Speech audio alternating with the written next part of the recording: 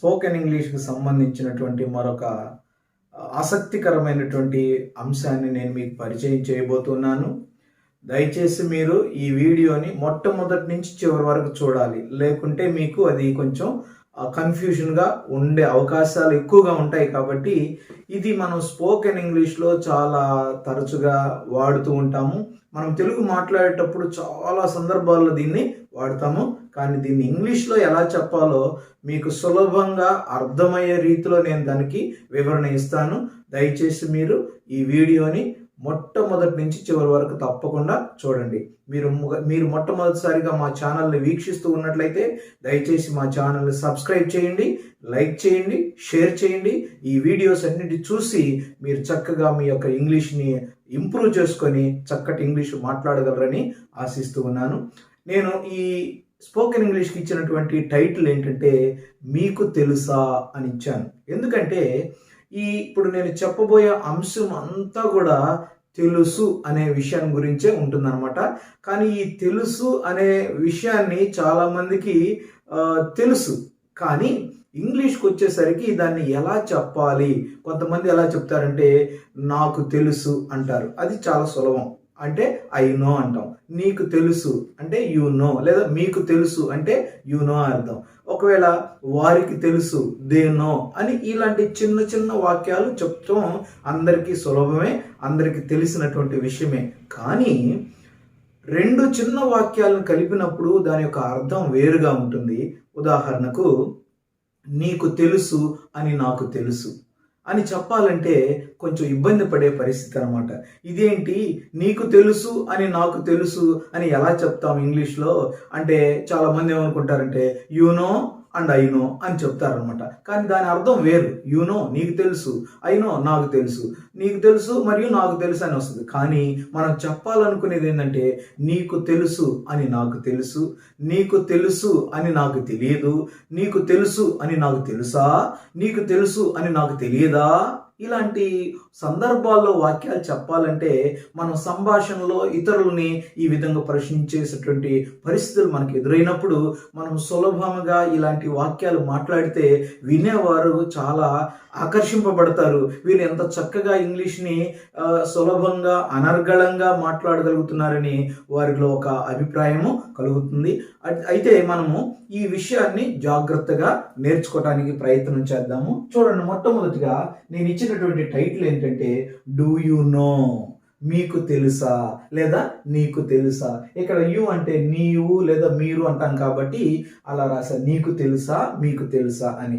నేను ఈ వీడియో మొట్టమొదటి నుంచి ఈ బోర్డు మీద ఉన్నటువంటి మొదటి సెంటెన్స్ నుంచి చివరి వాక్యం చెప్పేంత వరకు ప్రతి ఒక్కటి మీరు అర్థం చేసుకోవడానికి ప్రయత్నించగలరని ఆశిస్తున్నాను. చూడండి, ఐ నో అన్నాం అనుకోండి, నాకు తెలుసు.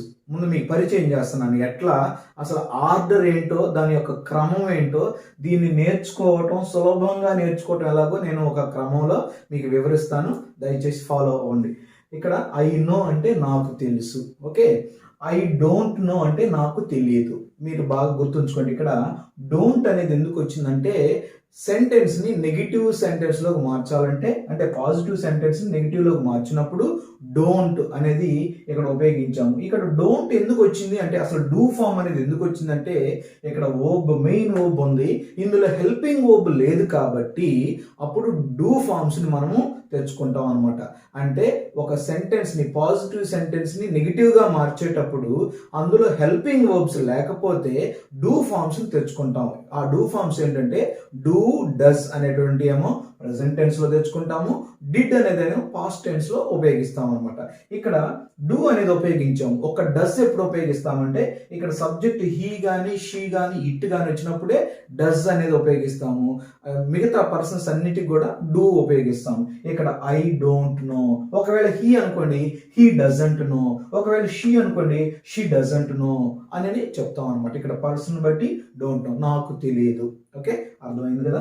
తర్వాత డూ ఐ నో అంటే ఇంటరాగేటివ్ సెంటెన్స్. నాకు తెలుసా అంటే సహజంగా మనం ప్రశ్నించుకోము, కానీ ఇంటరాగేటివ్ సెంటెన్స్లో ఎలా చెప్పాలి అనేది మీకు తెలియాలన్నమాట. ఇక్కడ డూ ఐ నో నాకు తెలుసా, ఒకవేళ డూ వి నో మాకు తెలుసా, డూ దే నో వారికి తెలుసా, అలా ప్రశ్నించడానికి ఇది ఉపయోగిస్తాం. ఆ తర్వాత డోంట్ ఐ నో, నాకు తెలియదా. దీని ఏమంటారంటే నెగటివ్ ఇంటరాగేటివ్ సెంటెన్స్ అంటారు. డోంట్ ఐ నో, నాకు తెలియదా. డోంట్ వీ నో, మాకు తెలియదా. డోంట్ దే నో, వారికి తెలియదా అనే ప్రశ్న వేయటానికి దీన్ని ఉపయోగిస్తాం. ఇప్పుడు ఈ 4 మీకు పరిచయం అయిపోయినాయి. ఆ తర్వాత ఇటు రండి, సబ్జెక్ట్ మార్చాను. ఇక్కడ యు అనే సబ్జెక్ట్ని పెట్టాను, అక్కడ ఐ వచ్చింది, ఇక్కడేమో యు వచ్చింది. యు నో అంటే నీకు తెలుసు లేదా మీకు తెలుసు. యు డోంట్ నో, నీకు తెలియదు లేదా మీకు తెలియదు. తర్వాత డూ యు నో, నీకు తెలుసా మీకు తెలుసా. డోంట్ యు నో, నీకు తెలియదా మీకు తెలియదా అనేది అర్థమైపోయింది. ఇప్పుడు దీని సహాయంతో మీకు ఇది అర్థమైపోయి ఉంటుంది, తప్పకుండా అర్థమై ఉంటుంది. ఎందుకంటే ఇక్కడేమో ఐ వచ్చింది, ఇక్కడేమో యు వచ్చింది, రెండు దాదాపు ఒకే అర్థం వచ్చింది, ఒక్క పర్సన్ మాత్రమే మారిపోయింది. అయితే ఈ రెండింటి మధ్యలో నేను ఒక పదాన్ని పెట్టాను. ఏంటి? దట్ అనే పదాన్ని పెట్టాను అనమాట. దట్ అంటే ఈ రెండు సెంటెన్స్ను కలిపి మనము రెండు సెంటెన్స్ కలిపి ఒకేసారి వాడతాము. వాడేటప్పుడు ఈ రెండింటిని కలపటం కోసం ఒక లింకింగ్ వర్డ్గా దట్ను ఉపయోగించాను. ఈ దట్ అంటే అర్థం ఏంటంటే అని అని అర్థం. దట్ ఏంటి? అని అని అర్థం. చూడండి, మొట్టమొదటి సెంటెన్స్ని దట్తో లింక్ చేసి ఆ తర్వాత ఈ 4 వాక్యాలు చెప్తాం. నేను మీకు ఒక 10 వాక్యాలను పరిచయం చేస్తున్నాను. ఈ 10 వాక్యాలు కనుక మీరు బాగా నేర్చుకున్నట్లయితే మీకు పర్ఫెక్షన్ వస్తుంది, మీరు అద్భుతంగా వీటి మీద పట్టు వస్తుంది, మీరు మాట్లాడగలరు. చూడండి ఎలా. మొట్టమొదటి దీన్ని తీసుకుందాం. ఈ ఐ నోని దట్తో లింక్ చేసి ఈ 4తో కలుపుతాం అనమాట. అప్పుడు 4 వాక్యాలు వస్తున్నాయి. చూడండి, ఐ నో. చూడండి, I know that you know. I know that you know. దీని అర్థం ఎలా చేసుకుంటారంటే చివరి వాక్యం ఏది ఇందులో దీంతో స్టార్ట్ అవుతుంది అర్థం. దీంతో స్టార్ట్ అవుతుంది అంటే యు నో అంటే మనకు తెలుసు కదా, ఏమని? నీకు తెలుసు లేదా మీకు తెలుసు. నీకు తెలుసు, దట్ అంటే అర్థం అని. నీకు తెలుసు అని నాకు తెలుసు. ఇక్కడ చూడండి, నీకు తెలుసు అని నాకు తెలుసు. బాగా అర్థం చేసుకోండి. ఇక్కడ ఈ సెంటెన్స్ ని లింక్ చేశాను, మధ్యలో దట్ అని పెట్టాను. దట్ అంటే అర్థం ఏంటి? అని అని అర్థం. ఈ రెండు సెంటెన్సెస్ ని కలిపినప్పుడు తెలుగు ట్రాన్స్లేషన్కి వచ్చేసరికి ఈ సెంటెన్స్ చివరి సెంటెన్స్ అర్థం మొట్టమొదటి వస్తుంది, మొదటి సెంటెన్స్ అర్థం చివరిలో వస్తుంది. చూడండి, I know that you know అంటే నీకు తెలుసు అని నాకు తెలుసు. చూడండి, ఇక్కడ వచ్చింది కదా. ఇక్కడ ప్రతి వాక్యానికి అలాగే ముందు చివరి వాక్యం యొక్క అర్థం తెలుసుకోండి, తర్వాత దాని యొక్క లింకింగ్ వర్డ్ యొక్క అర్థము, ఆ తర్వాత ఇదనమాట. అట్లా ప్రతి వాక్యంలో అలాగే ఉంటుంది. చూడండి, రెండోది I don't know that you know. మనకు తెలుసు కదా యు నో. చూడు, ఇక్కడ నీకు తెలుసు, నీకు తెలుసు, నీకు తెలుసు, నీకు తెలుసు. ఎందుకంటే ఇక్కడ you know you know you know you know అని వస్తుంది కాబట్టి. చూడు, ఈ రెండో వాక్యం ఏంటంటే నీకు తెలుసు అని నాకు తెలియదు. నీకు తెలుసు అని నాకు తెలియదు అనమాట. మూడవ వాక్యం చూడండి, do I know that you know అంటే ఇక్కడ నీకు తెలుసు అని నాకు తెలుసా. ఇది క్వశ్చన్ అనమాట.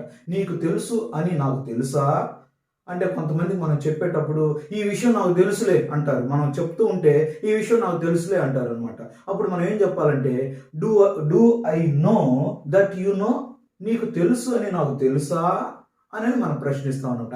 అలాంటి సందర్భంలో దీన్ని వాడతాం, మీరు ముందు తెలుసుకోండి. నాలుగోది చూడండి, don't I know that you know. చూడు, యు నో అంటే నీకు తెలుసు, దట్ అంటే అని, డోంట్ ఐ నో అంటే నాకు తెలియదా, నీకు తెలుసు అని నాకు తెలియదా. ఓకే, ఇది ఫస్ట్ గ్రూప్ అనమాట. బాగా గుర్తుపెట్టుకోండి. ఈ 4 సెంటెన్సెస్లో మొట్టమొదటి అర్థం ఏం తీసుకోవాలంటే చివరి సెంటెన్స్ యొక్క అర్థం తీసుకోవాలి. I know that you know అంటే నీకు తెలుసు అని నాకు తెలుసు. I don't know that you know అంటే నీకు తెలుసు అని నాకు తెలియదు. Do I know that you know, నీకు తెలుసు అని నాకు తెలుసా. Don't I know that you know, నీకు తెలుసు అని నాకు తెలియదా అనేది మొట్టమొదటి గ్రూప్. ఈ గ్రూప్ అర్థమైతే ఈ నెక్స్ట్ గ్రూప్ ఈజీ. ఈ గ్రూప్ అర్థమైతే ఇది అర్థం అవుతుంది, ఇది అర్థమైతే ఇది కూడా అర్థమైపోతుంది అనమాట. కాబట్టి రెండో గ్రూప్ చూద్దాం. I know that you don't know అంటే ఇప్పుడు దీని అర్థం ఏంటంటే యూ డోంట్ నో అంటే నీకు తెలియదు, ఆ తర్వాత దట్ అంటే అని, ఆ తర్వాత ఐ నో అంటే తెలుసు అని. నీకు తెలియదు అని నాకు తెలుసు. చూడండి, ఇక్కడ నీకు తెలియదు అని నాకు తెలుసు. ఆ తర్వాత I don't know that you don't know. ఇక్కడ చూడు, నీకు తెలియదు అని నాకు తెలియదు. ఇక్కడ చూడండి, నీకు తెలియదని నాకు తెలియదు. ఆ తర్వాత do I know that you don't know, నీకు తెలియదు అని నాకు తెలుసా. ఆ తర్వాత don't I know that you don't know, నీకు తెలియదు అని నాకు తెలియదా. చూడండి, మొట్టమొదటి అర్థం దీంతో స్టార్ట్ అవుతుంది, దీంతో ఎండ్ అవుతుంది అనమాట. ఈ విధంగా రెండవ గ్రూప్. ఆ తర్వాత చివరి రెండు సెంటెన్సెస్ చూడండి. Do you know that I know, నాకు తెలుసు అని నీకు తెలుసా. నాకు తెలుసు అని నీకు తెలుసా. ఇక్కడ ఐ నో అంటే నాకు తెలుసు, దట్ అంటే అని, డూ యు నో అంటే నీకు తెలుసా. నాకు తెలుసు అని నీకు తెలుసా. ఆ తర్వాత don't you know that I know, నాకు తెలుసు అని నీకు తెలియదా. చూడండి, ఇది కొంచెం కన్ఫ్యూషన్గా ఉంటుంది, కానీ మీరు శ్రద్ధగా మీరు మొట్టమొదటి నుంచి చివరి వరకు విన్నట్లయితే మీరు దీన్ని బాగా అర్థం చేసుకోగలరు. కానీ మీరు ఇది తెలుసుకోవాల్సిన అవసరము ఎంతైనా ఉంది. తప్పకుండా దీన్ని తెలుసుకుంటారని నేను ఆశిస్తూ ఉన్నాను. Please subscribe our channel English Victor. Thank you.